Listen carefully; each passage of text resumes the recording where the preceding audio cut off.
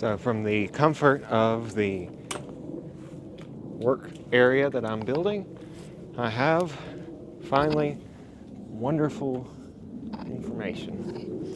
I've been putting off, making a video about it mostly because I've been working, but thought I had enough information and enough stuff to make a relevant thing. So I've had these polyurethane wheels for a little while now, and ran into some issues with them, which was that the axle bore for them was 3/4 of an inch in diameter. I thought, okay, they recommend on their website 5/8 inch axles, but 3/4 of an inch will work.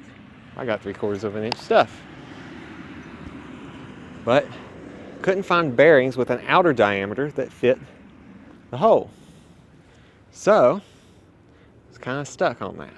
Ended up having to email the rail rider people, and they sent me a picture of the bearings that they recommend and information about who they get it from.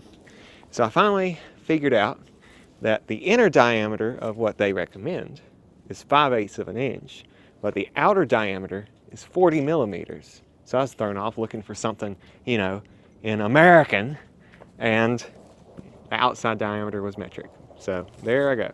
So ended up buying a bunch of these 5/8 inch inner diameter, 40 millimeter outside diameter bearings, and they fit pretty well, pretty snug.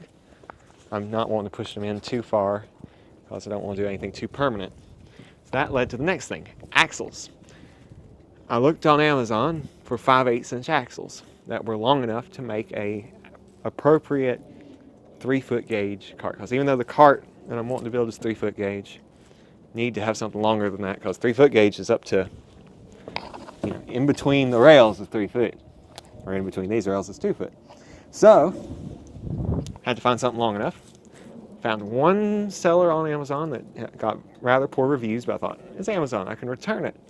Got it, and unfortunately the axle was just barely too big for these bearings. So I was faced with a crisis of, I gotta find something that fits these bearings, and kind of can't tell without sending the bearings off, because these are, Amazon bearings. Who knows what actually. So I had to I went last week. I got off work early enough in the afternoon one day to drive to Charlotte to the metal supermarket. And when I went to the metal supermarket, I asked if I could go, or if they could take a bearing back and test it out on different types of steel rod, find one that was the correct diameter. Because even though 5/8 is what it says, might be off by a little bit. So, and also it needed to be a particular type of steel rod. I didn't, it needs to be something appropriate to make axles out of. So they were kind enough to let me go back there, and we tried 2 different ones that were supposed to be 5/8, and it didn't work. Then we found another one, and yeah, works pretty good. But the tolerance is so close. Watch this. Yeah, the one end of it doesn't quite fit proper.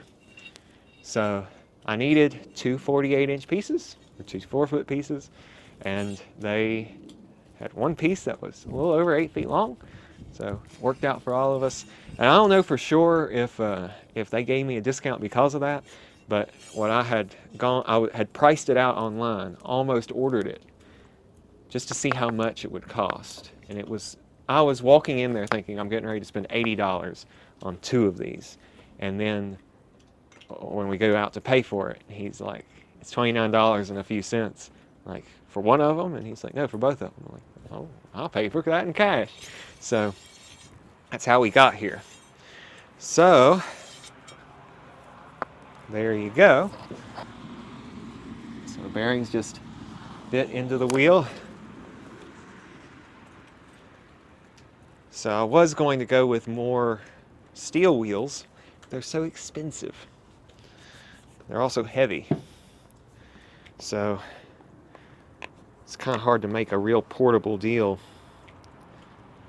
with the wheels. And also their flanges were just barely picking on one particular switch that I didn't want to pick.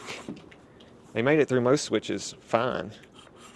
Like the same wheels that I was using, I took them a few years ago to the Transportation Museum, built a little rail bike out with the cast iron or cast steel wheels, and it made it through all those switches with no issues. Videos on YouTube somewhere. I can't remember where. This is the first time I've actually put these wheels on pipe track. Whoops. There we go. So, well, there you go. One thing that's concerned me, that's the next test, is it doesn't have a taper. So, don't know how well that'll go on curves. Also polyurethane, more rolling resistance. And I think that the polyurethane wheels on that rail bike, when I took it up to the Doe River Gorge Railroad, I think it was in the spring of 23 that I actually rode it all the way to the bridge.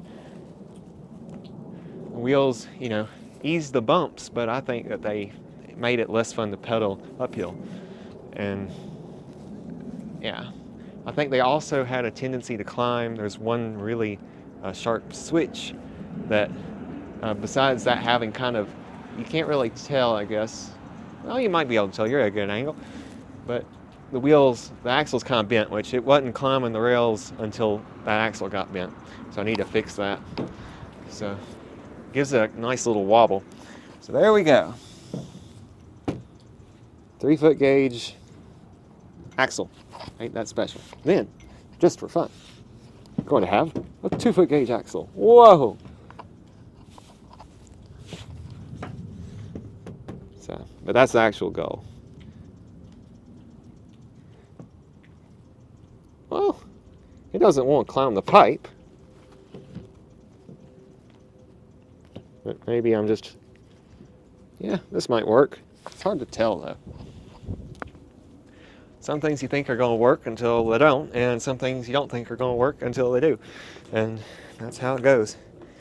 But I'm much happier to experiment with nice, fun little projects like this than the expensive stupidity that other people throw their money at. Goodness. But I guess we all have our weird little projects. I mean, I spent how long digging a hole right here, only to fill it in a couple months ago and build this wonderful triple gauge work track to build stuff on, work on stuff. Yeah, I even have a desk. Life is pretty good.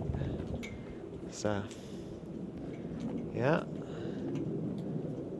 Gotta work on what goes on the wheels now. That's its own project. What else is there that's worth saying? Since this is probably the only video that I'll make for a little while, this is the shop space that I have so longed for. Notice a 2-foot gauge track for the stuff that I've always wanted to build. The 3-foot gauge stuff for the stuff that goes to far off lands. The standard gauge stuff, standard gauge track for the hand car that I still need to do something with. But the intention of all of this is that if I can roll this back far enough, make the floor in panels just like the great shop tracks that I've seen in person and online. So you can get under stuff, but there's not really that much room under stuff over here. It's more down there that it's like, that's going to be kind of nice. I'm wearing my nicer shoes. I'm wearing shoes that were given to me.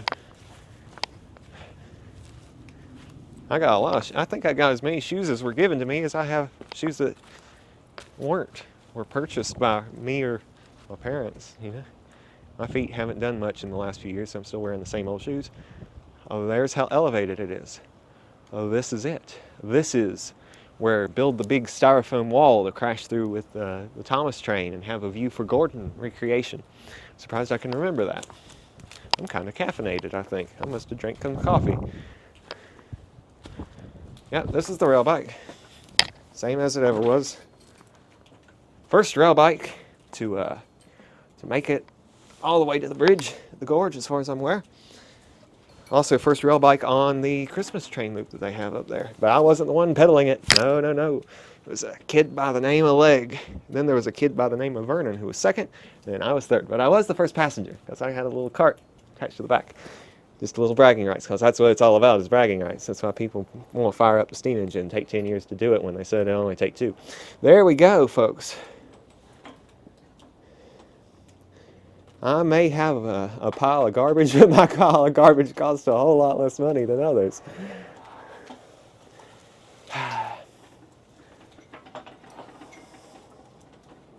You know, I could have stayed in the past.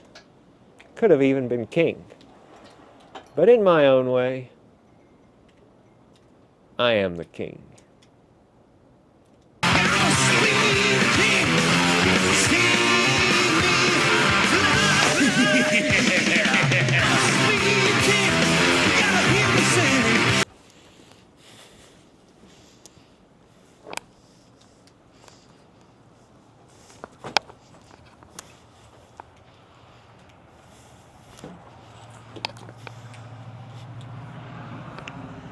Well,